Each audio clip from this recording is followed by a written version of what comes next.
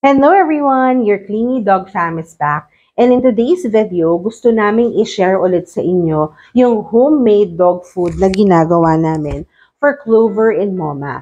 Makikita niyo din dito yung mga previews ng mga ingredients na ginagamit namin and yung mga bago namin inad sa homemade dog food nila. As much as possible, nag-i-effort talaga kami to cook homemade to make sure na maalagahan namin ang kalusugan ni Clover at Moma. So, ito yung mga ingredients na gagamitin natin. Of course, we have chicken breast. Ito talaga yung ginagamit namin. 2 piraso lang yan. Ibo-boil namin siya for about 15 to 20 minutes. And after that, isasama ko na yung carrot. Kasi itong carrot medyo mas matigas siya eh. So, ayan. Ilang piraso lang din. Dahil nga 2 lang naman sila and maliit lang sila. Plus, sasamahan din natin ng sayote. And then, kalabasa. And the powerful broccoli. So, ito siya. I also learned recently na itong branch ng broccoli na to, usually, ito siya eh, diba? Yan. So, pinutol ko lang kasi itatabi ko to. And sinasama ko na rin po ngayon sa food nila. Pinapakuluan ko na siya. I recently learned from Dr. Karen Becker and Rodney Habib na very powerful pala talaga to. Actually, mas masustansya pa siya kaysa dito sa dahon ng broccoli. And laban to sa cancer, kaya as much as possible, nilalagyan na talaga namin ngayon.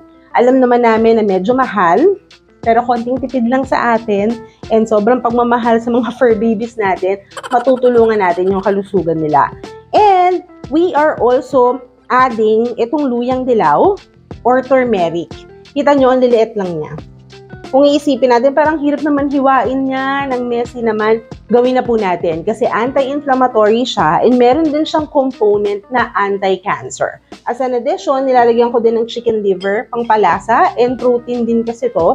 And gusto kasi ni Clover and Moma. But, hindi ko dinadamihan yung liver. As you can see, 1 piraso lang siya, tapos dudurugin ko na lang yan later para share na sila. Added lasa lang talaga, and additional na rin na protein source. So tara! Samahan nyo kami at lulutuin na namin sila.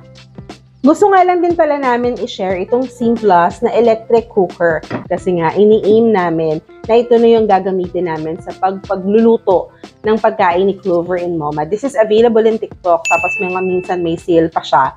So hindi ko na kailangan magpakulo sa stove. Ang ginagawa ko lang din is sinasabay ko siya kapag nagluluto kami ng ulam and very convenient na siya.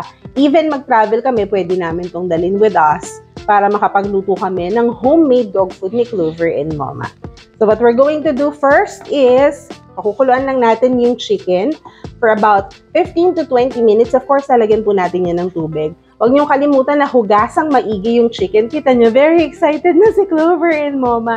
After 15 to 20 minutes, ilalagay ko po yung carrot at yung sayote.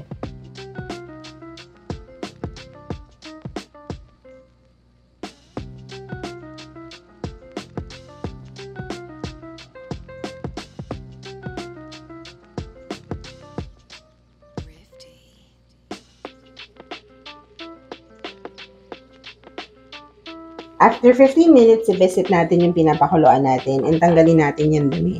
So, ayan, makikita nyo, may konti siyang yellow kasi nilagay na natin yung turmeric.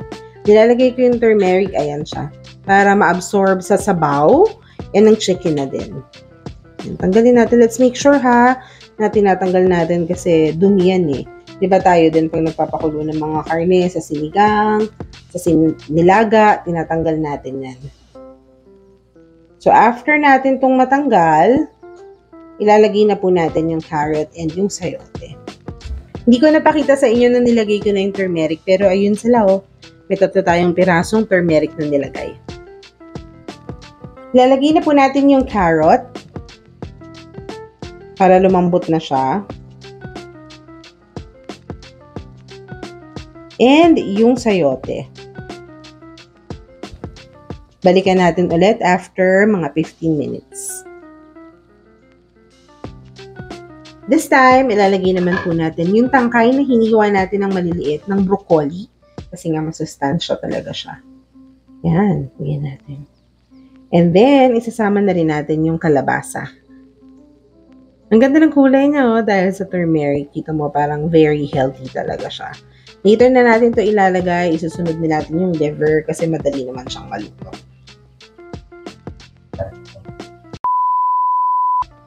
Isasama na rin natin ngayon itong liver. Madali lang tong maluto and maglalabas ulit yan ng parang dumi. So, kailangan nyo ulit balikan. And then, after nyan, lagyan na rin natin yung broccoli para lumambot.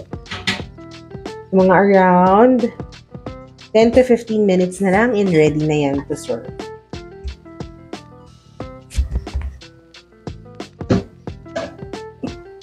Almost luto na talaga siya in 2 to 5 minutes. And ang ganda ng kulay, very healthy dahil nga sa mga gulay. And of course, sa chicken. Luto na po siya and hihimayin na lang natin to prepare the dinner of Clover and Moma. Ang isa siguro sa mga gusto naming sabihin is to really research, aralin po talaga natin ano ba yung mga ingredients na mag-work sa atin, sa budget natin. And pwede kayong humanap ng mga alternatives like malunggay. Kadalasan meron niyang mga tanim na mga pwede nating mahingi ng libre. Kung hindi naman, ang isang tali ng malunggay is just around 10 pesos. Siguro isa pa is palengke is the key to success. Kasi mas mura dun yung mga gulay. Hindi rin kami naglalagay ng kahit na anong topper, yung mga chicken topper, liver topper. Kasi nga, ang gusto namin is we stay true sa pagiging homemade niya. And ito talaga yung mga fresh ingredients na ginagamit namin. So far, ang masasabi namin, this is really working for Clover and Moma. Na-enjoy nila for almost 4 years na of serving homemade and healthy dog food for them. Meron din mga time na nag-mix and match kami ng ingredient and inaaral lang din namin ano ba yung mga pwede na iserve namin for Clover and Moma. Dinner is ready for Clover and Moma. Tara! Excited na yan si Moma for her dinner. Where is ate? O, kain ka na. Hi ate! Here you go!